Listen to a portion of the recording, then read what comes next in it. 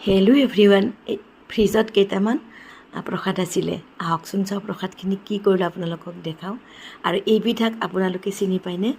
আমি এইবিধ শাকক মধুসোলেং বুলি কওঁ। আপোনালোকে কোনে কি কি কয় জনাবচোন। এয়া চাওক, প্ৰসাদখিনি মই মিক্সিত ধুনীয়াকৈ বটি ল'লোঁ।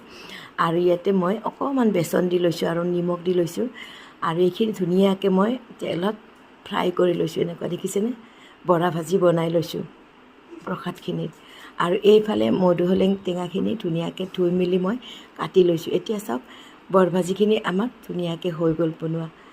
এনে আপোনালোকে কোনে কোনে কি কৰি খাই প্ৰসাদ থাকিলে ফ্ৰিজত ৰৈ গ'লে মোক জনাবচোন।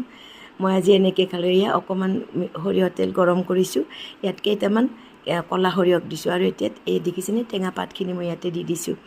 অকণমান নিমখ আৰু অকণমান হালধি দিছোঁ। বহুত বেছি টেঙা হয়, গতিকে বেছি দিব নালাগে, অকণমান দিব। আৰু যদি বিচাৰে আলুও দিব পাৰে আপোনালোকে, মই কিন্তু দিয়া নাই। এয়া চাওকচোন, বহোৱাৰ লগে লগে কি ধুনীয়াকৈ এইখিনি সিজিয়ে গৈছে। এতিয়া ইয়াতে অকণমান পানী দিম মই।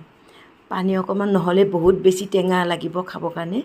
চ' ইয়াতে অকণমান পানী দি লৈছোঁ। এয়া চাওক, পানীখিনি দি অলপ সময় ঢাকনি দি অকণমান সিজিবলৈ দিছোঁ শাকখিনি। ইমান যে ভাল লাগে এই শাকটো, আৰু পেটৰ কাৰণেও খুব বেছি ভাল হয়।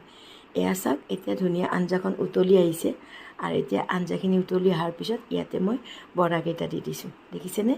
এনেকুৱা ইয়াতে আপোনালোকে যিকোনো দাইলৰ বলাই দিব পাৰে।